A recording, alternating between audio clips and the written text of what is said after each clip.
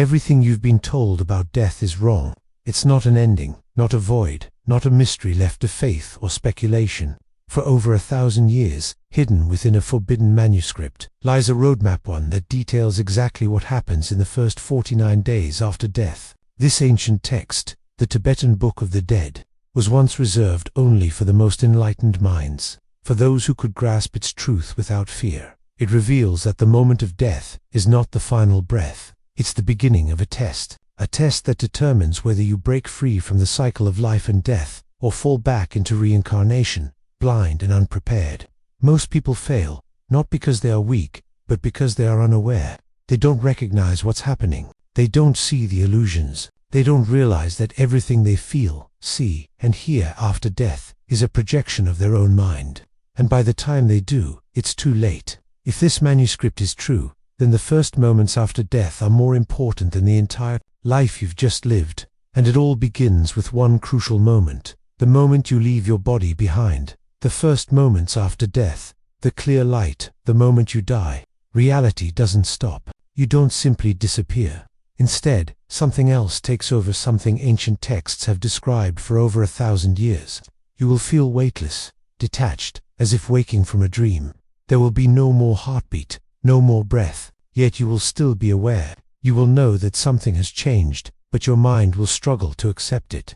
If you've ever had an out-of-body experience, this moment will feel eerily familiar. Except this time, there's no coming back. And then it happens. A blinding, radiant light, so powerful, so overwhelming, that your very existence seems to dissolve into it. This is what the Tibetan Book of the Dead calls the clear light of reality. If you recognize it, if you surrender to it completely, you will merge with it. You will transcend the cycle of birth and death, achieving instant enlightenment, escaping reincarnation forever. This is the ultimate moment of liberation, and it happens the instant you die. But almost no one recognizes it. Why? Because we are conditioned to fear the unknown. The soul panics. It clings to its memories, its identity, its unfinished desires. Instead of embracing the light, it recoils. And the moment fear takes over, the illusions begin. You will start to hear sounds, whispers, echoes of voices that feel familiar but distorted, as if calling from behind a veil. The world around you will shift, and instead of light, you will begin to see forms, patterns, shadows, glimpses of what seemed to be people or places you once knew. But none of it is real. Not yet. The mind is grasping, searching for meaning, and, in doing so, it begins to create the very reality that will define the rest of your journey. This is where most souls lose their way. Instead of recognizing death as an opportunity for liberation, they fall into confusion. They seek comfort in familiarity, and the mind obliges, projecting the world they once knew, recreating familiar sights, faces, and voices. Some even see religious figures they worshipped in life, not realizing that these too are only manifestations of their own subconscious beliefs. If they knew the truth that none of it is real, that they are being tested, they could let go. But instead, they follow these visions deeper into the Bardo, the intermediate state between death and rebirth. The first few moments after death are the most important. The Tibetan Book of the Dead teaches that awareness is the key, that those who have prepared for this moment can pass through the illusions and break free. But for the unprepared, for those still clinging to their past lives, what comes next is unavoidable. They will move through the 49-day journey, experiencing visions that will either guide them toward enlightenment or trap them in yet another cycle of rebirth. The next phase of the journey is about to begin. But before we go deeper into the forbidden knowledge of the Bardo, you should know this. Some of the most profound truths about the afterlife can't be shared openly. That's why we reveal them inside Insights Academy, our free newsletter, where we explore what can't be discussed here. Sign up now at the link in the description and receive a free copy of the Kellan, a book of hidden wisdom that has been studied. For centuries, the Bardo is waiting. The illusions are forming, and the journey through the realm between worlds is only just beginning. The Bardo, the 49-day afterlife journey. You are now in the Bardo, the space between life and the next existence. Time no longer flows the way it did when you were alive. Seconds stretch into eternity, yet days can pass in an instant. You have no body, no voice, only awareness. But here's the problem. Most people don't realize they have died. They are trapped in a dreamlike state, clinging to the echoes of their past life, unable to accept that everything they once knew is gone. The Tibetan Book of the Dead describes the Bardo as a shifting, unstable realm, a place where reality bends and distorts, where thoughts become things, and where the mind itself creates the experience. Every fear, every desire, every hidden emotion that was buried in life now takes form. The journey through this realm lasts exactly 49 days, a process that unfolds in stages, and for most, it is terrifying. In the beginning, there is confusion. The soul tries to return home to its family, its loved ones. It lingers around familiar places, trying to speak, trying to be seen. But no one responds, no one hears, and the realization begins to sink in. This is not a dream, this is death. But even then, the mind resists. It clings to its identity, refusing to accept the inevitable. It seeks comfort, logic, explanations, anything to hold on to.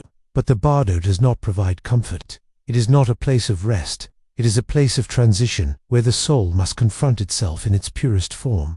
At first, the experience is neutral, even peaceful. There is no physical pain, no suffering, only awareness. Some describe this stage as floating through a vast, open space, a formless void, where thoughts ripple out like waves in an infinite ocean. But then, slowly, visions begin to emerge. The first visions are gentle and welcoming, beautiful, radiant. Beings appear, what some may interpret as angels, enlightened masters, or divine guides. These figures emanate warmth, wisdom, and an overwhelming sense of peace. They offer a way out, a path to transcendence. But the soul must recognize them for what they are, reflections of its own higher consciousness.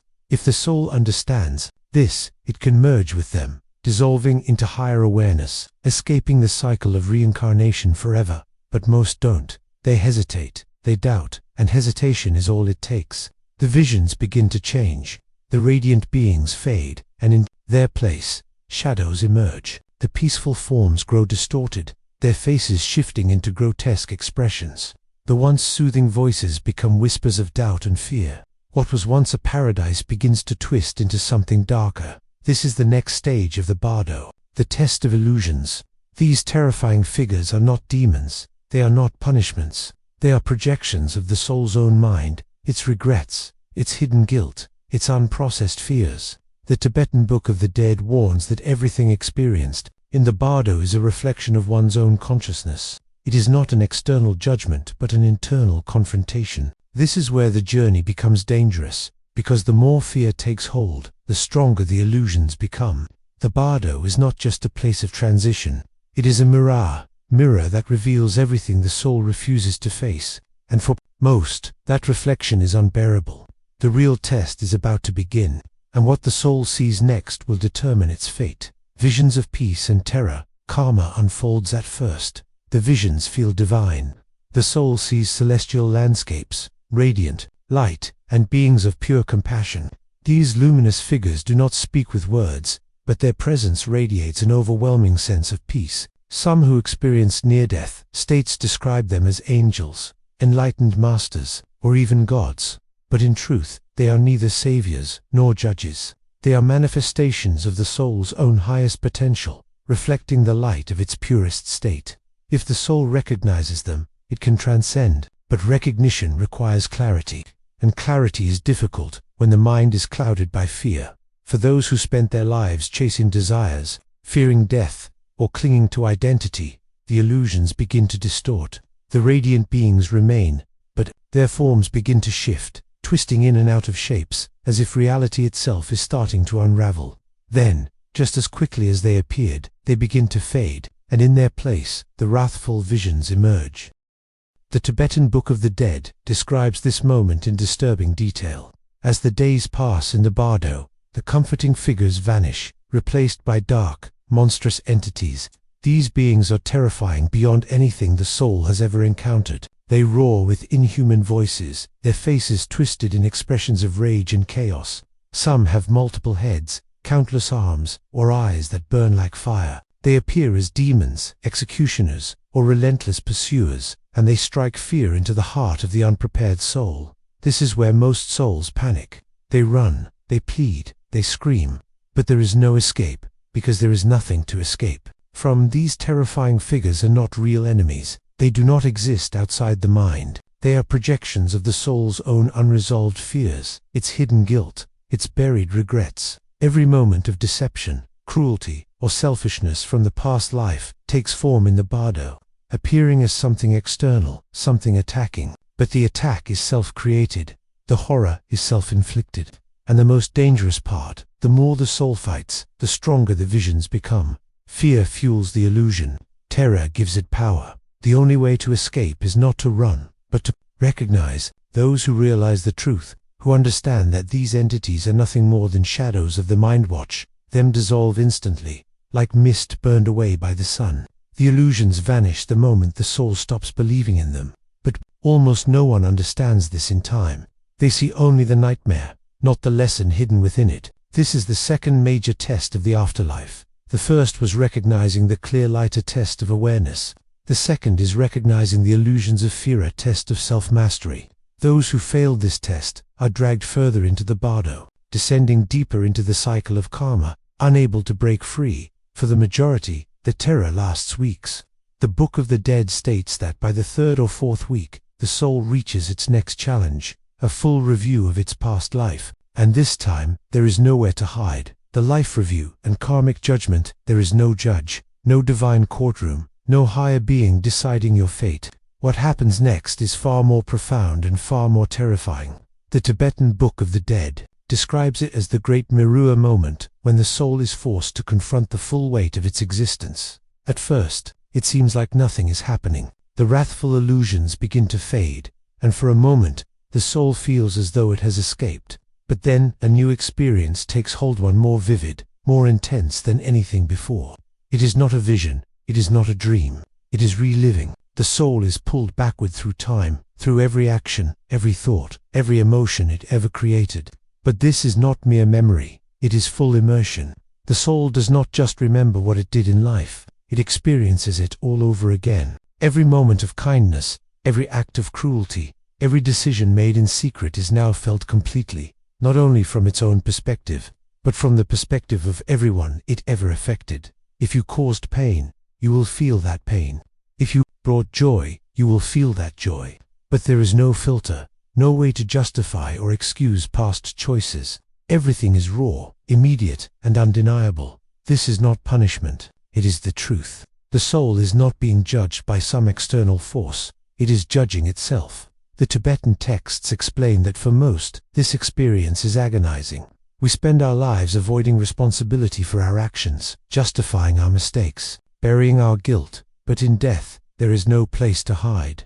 You do not get to explain why you acted the way you did. You do not get to argue, deflect, or reason your way out of it. You only get to feel. For some, this experience is blissful. Those who lived with compassion, honesty, and wisdom are flooded with peace as every positive action returns to them, like waves of light. But for others, it is a torment beyond anything they could have imagined, not because they are being punished, but because the weight of their own actions crashes down upon them. This is the reckoning, and it is unavoidable. But here's where it gets even more shocking. According to the Tibetan teachings, this life review does not just affect the past, it also determines the future. By the time the soul has relived the entire existence, it is no longer neutral. It is deeply conditioned by the emotions it has just re-experienced. If the soul emerges from this review filled with guilt, regret, or attachment, it will be drawn back into the cycle of reincarnation. The heavier the burden, the lower the realm it will return to. Some are reborn into suffering, into poverty, into struggle, not because of external judgment, but because their own mind state pulls them toward it. The soul is choosing without realizing it. This is why the life review is not just a reflection. It is a test to see if the soul can let go, if it can accept its past without attachment, if it can release the burden of regret, of fear, of unfinished desires. Those who pass the test move toward liberation. Those who fail are pulled back into another life, another body, another cycle of struggle. This is why spiritual traditions emphasize preparing for death long before it arrives. Because when the moment comes, when the great mirror is placed in front of you, what you see is no longer within your control. It has already been written by the life you lived, and by the fourth or fifth week in the Bardo, the final test begins. The soul now faces its ultimate choice, to break free or be reborn. The final test, rebirth or liberation. The Bardo is almost over. The illusions have played their tricks. The soul has faced its past, relived every joy, every sorrow, every hidden thought that shaped its existence. Now, after weeks of drifting through the in-between, the moment of decision arrives. This is the final test, the one that determines everything. In the Tibetan Book of the Dead, this stage is described as the most crucial and most difficult moment of all. The soul now stands at a crossroads. It must make a choice, either recognize the illusions and break free forever, or give in to its desires and fall back into the cycle of reincarnation. But here's the problem. Most don't realize they are making a choice. By this point, the illusions had become so overwhelming, so convincing, that the soul barely remembers it is in the Bardo at all. The visions now take on a new form, one that feels different from everything before. They are no longer terrifying deities or fragmented hallucinations. Instead, they become familiar, comforting, even tempting. The Book of the Dead warns that in these final days, the soul will be offered a way out, but it is a trap. It sees visions of loved ones calling it back. Familiar places appear, drawing it in with warmth and nostalgia. The soul feels a deep longing, a pull towards something recognizable. These aren't just hallucinations. They are glimpses of the next life it is about to enter. Karmic forces have already begun shaping the next incarnation, weaving the conditions of the soul's return. If the soul clings to these visions, if it allows itself to be pulled in, it is instantly swept into a new body, a new life, another cycle of forgetting. Rebirth happens instantly. The process is automatic. The moment the soul latches onto a desire, a fear, or an attachment, it is pulled into a new womb, a new reality, with no memory of the choice it just made. The Book of the Dead describes this as falling into unconsciousness, a moment of deep forgetfulness, where the past life dissolves and a new one begins. It is as if waking from a dream with no recollection of where it just came from. And so the cycle begins again. Birth, suffering, death, and another return to the Bardo. But for the few who are prepared, the final test is different. Those who understand what is happening see through the illusion. They recognize the visions as mere projection tricks of the mind, designed to keep them trapped. They do not cling to the comfort of past attachments, nor do they recoil in fear. They remain still, aware, detached. And in that moment, something incredible happens. The illusions collapse. The karmic forces lose their grip. The pull toward rebirth fades, and the soul, free from attachment, free from fear, transcends the cycle completely. This is what the Tibetan masters call liberation. It is not a place, not a heaven, not an afterlife in the way most people think of it. It is simply awakening to what was always their state, beyond illusion, beyond duality, beyond suffering. But almost no one reaches this state, because to do so requires something that most people never prepare for. Awareness at the moment of death. The ability to recognize the trap before it closes. And this is why, for over 1,000 years, these teachings were hidden. Because if people understood the truth about death, it would change everything. The next stage of this journey isn't just about what happens after death. It's about why this knowledge was forbidden for centuries. Why this knowledge was forbidden for 1,200 years, for over 1,000 years. These teachings were locked away, reserved for only the most advanced spiritual practitioners, hidden from the masses, censored by religious institutions. Even today, most people have never heard of them, and there's a reason for that. The Tibetan Book of the Dead was never meant for the ordinary mind. It was considered too powerful, too dangerous for those who were unprepared, because if people truly understood what happens after death, it would shatter everything, their beliefs, their fears, their entire perception of reality. Think about it. If death is not an end, if it is not a punishment, if there is no divine judgment, then what happens to the control systems built on those very ideas? Religions would crumble. Governments would lose power. Society as we know it would unravel. For centuries, religious institutions have preached about heaven and hell, about divine punishment, about the need to obey higher authorities to secure a place in the afterlife. These narratives serve a purpose: control. If people believe that an external force dictates their fate after death, they will follow, they will conform, they will fear. But what if the truth is that no one is judging you but yourself? That the afterlife is not about punishment or reward, but simply your own mind reflecting back at you? This knowledge was kept hidden because it would destroy the idea that salvation comes from an external source. It would force people to accept something much more terrifying, that they are fully responsible for their own fate. And that's not all. Modern science is beginning to confirm aspects of these ancient teachings. Near-death experiences, NDEs, are filled with eerily similar descriptions. People report seeing the clear light, encountering their life review, feeling an overwhelming sense of peace or fear depending on their actions in life. Even cutting-edge quantum physics is starting to suggest that consciousness is not confined to the brain, that it may persist beyond death, that it may operate outside the limits of time and space.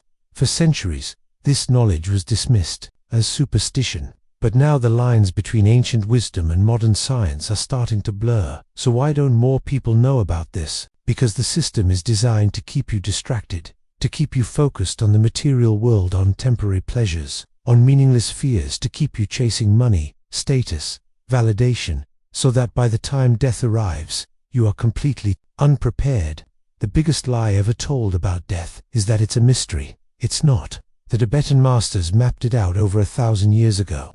They understood that the first 49 days after death follow a precise structure, that the mind shapes its own afterlife. That awareness is the only key to freedom, and yet, almost no one is preparing for it. Because the real secret is this: if you are not conscious in life, you will not be conscious in death. And that means the cycle will repeat over and over again.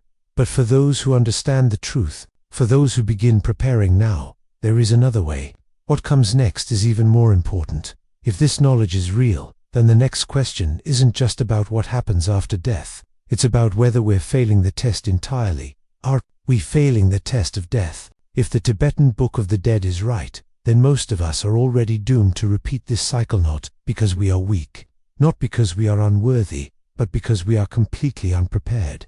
Look around. How many people spend their lives even thinking about death, let alone preparing for it? Society has conditioned us to fear it, ignore it, pretend it doesn't exist. We distract ourselves with work, entertainment, money, and meaningless pleasures, all while knowing that one day our time will come. And when it does, we will be as lost as the billions before us, blinded, confused, and caught in the same trap. Because the real test doesn't happen after death. It's happening right now.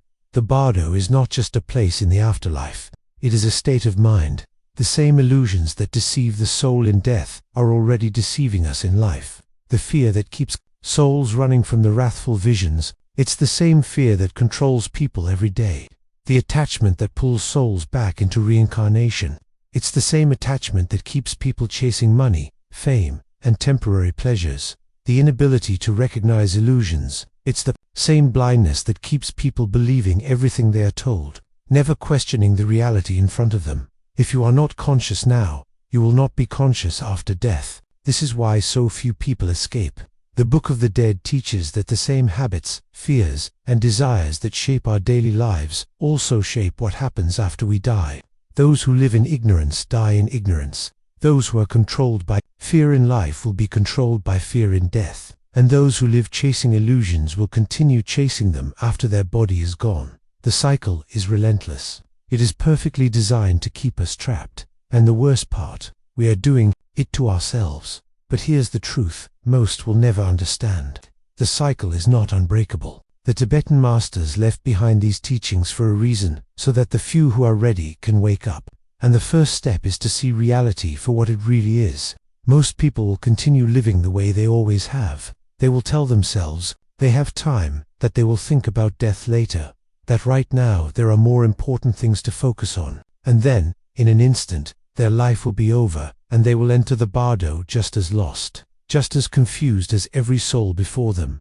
But for those who wake up now, who begin to break the cycle before it's too late, everything changes. Because preparation does not happen after death. It happens while you are still here. And that preparation is not about religion or dogma or rituals. It is about awareness, about seeing the illusions for what they are, about breaking free from the fears, the desires, the false identities that keep us trapped, not just in this life, but in the next. Because the question is no longer what happens after death. The real question is, are we already dead? Most will move on and forget what they've just learned. They'll return to their distractions, their routines, their programmed existence. But the few who understand will know that this moment is a turning point. But now the question becomes even more urgent. If the way we live determines what happens when we die, then how do we prepare? How do we escape the cycle before it's too late? How to prepare for death before it happens? The answer is simpler than you'd think. If death is a test, then life is the study guide. But the problem is, most people don't even know they're being tested. They live as if life is endless, as if death is some distant event that won't come for a long time. And then, one day it does. The Tibetan masters taught that the only way to be conscious in death is to be conscious in life. If you spend your life running from reality, distracting yourself with temporary pleasures, and avoiding deep self-reflection, then when the moment comes, you will be completely unprepared. You will cling to your identity, to your fears, to your regrets, and in doing so, you will be pulled back into the cycle, lost in illusion once again. But there is another way. The first step to preparing for death is detachment, not in the sense of rejecting life, but in the sense of not being controlled by it. Most people are enslaved by their desires. They chase money, validation, status, relationships, thinking these things will bring happiness. But in the Bardo, none of it matters. The only thing that determines your fate is the state of your consciousness. The more attached you are to the material world, the harder it will be to let go. And the harder it is to let go, the more likely you are to be reborn into another life of struggle, another cycle of forgetting. Detachment does not mean giving up everything and living in isolation. It means mastering your mind, learning to control your thoughts instead of letting them control you. It means understanding that nothing in this world is permanent, not your body, not your possessions, not even your identity. And once you truly grasp this, you will stop fearing death. The second step is awareness. The Bardo is a realm of illusions, but so is life. Right now, everything you see, everything you believe, is a projection of your mind, shaped by conditioning, fears, and external influences. If you do not learn to see through the illusions now, you will not see through them in death. Meditation, self-inquiry, and deep reflection are the keys to breaking free, not as religious practices, but as training for the final test. In the same way an athlete trains their body before a competition, the mind must be trained before it faces the afterlife, because in that moment, your thoughts become your reality. If you have spent your life reacting with fear, doubt, and confusion, that is exactly what will consume you in death. But if you have spent your life cultivating clarity, presence, and detachment, then in the Bardo, you will recognize the illusions for what they are. You will not run. You will not cling. You will remain still, aware, and free. And that is the difference between those who escape and those who remain trapped. The third and final step is acceptance. Death is not something to be feared, nor is it something to avoid thinking about. It is the most important moment of your existence, the moment when everything is revealed. If you live in fear of it, you will be ruled by fear in the afterlife. But if you embrace it as the natural transition that it is, you will approach it with peace instead of panic. The ancient masters spent their lives preparing for this moment, not because they were obsessed with death, but because they understood that life and death are the same thing. One cannot be mastered without the other. And that is why modern society keeps people distracted, because a world full of people who do not fear death is a world full of people who cannot be controlled. If you understand this, then you are already different from most. You are already waking up. But there is still one more truth you must know, because everything we have discussed, everything about the Bardo, about illusions, about breaking free is meaningless unless you know this final secret, the final truth about death. Most people will never prepare for death. They will live their lives blindly, consumed by distractions, chasing illusions, fearing what they do not understand. And when the moment comes, they will be thrown into the Bardo confused, lost, and unprepared, just as they were in life. But here's the final truth. Death does not change you. It only reveals you. The Tibetan Book of the Dead does not describe an afterlife in the way most people think. It does not promise a paradise for the good or a hell for the wicked. It does not place judgment on anyone, because the Bardo is not an external place. It is the mirror of your own consciousness. Everything you will experience after death, the clear light, the peaceful deities, the terrifying illusions, the life review, and the pull toward reincarnation, is nothing but a reflection of the mind you carried in life. If you lived in fear, you will die in fear. If you lived in attachment, you will die clinging to what is already gone. If you lived unconscious, you will drift through the afterlife in the same way, reacting, grasping, falling back into the cycle. But if you lived with awareness, if you trained your mind to see through illusion, if you prepared yourself while still alive, then in death, you will recognize the Bardo for what it is, a test, a transition, an opportunity, and that is the secret hidden for over 1,000 years. The reason these teachings were forbidden, because if people knew the truth, they would stop fearing death. They would stop wasting their lives on things that do not matter. They would stop being controlled by false beliefs, by religious institutions, by governments that use fear to keep them obedient. A person who understands death is a person who cannot be manipulated. Because once you see the truth, once you understand that this life is only preparation for the next, everything changes. The way you think changes. The way you act changes. You no longer chase temporary pleasures or meaningless distractions. You no longer fear loss, because you know nothing was ever truly yours to begin with. You no longer cling to identity, because you realize it was never real. And when the moment comes when you take your last breath and cross the threshold, you will not panic. You will not grasp. You will not be pulled back into the cycle of forgetting. You will simply be aware. And in that awareness, you will have a choice. A real choice, to break free or to return. Most will never reach this point. They will move on from this video, return to their distractions, their routines, their programmed existence, and when the moment comes, they will be unprepared. But you don't have to be. If you've made it this far, then you are already different. From most, you are already seeking.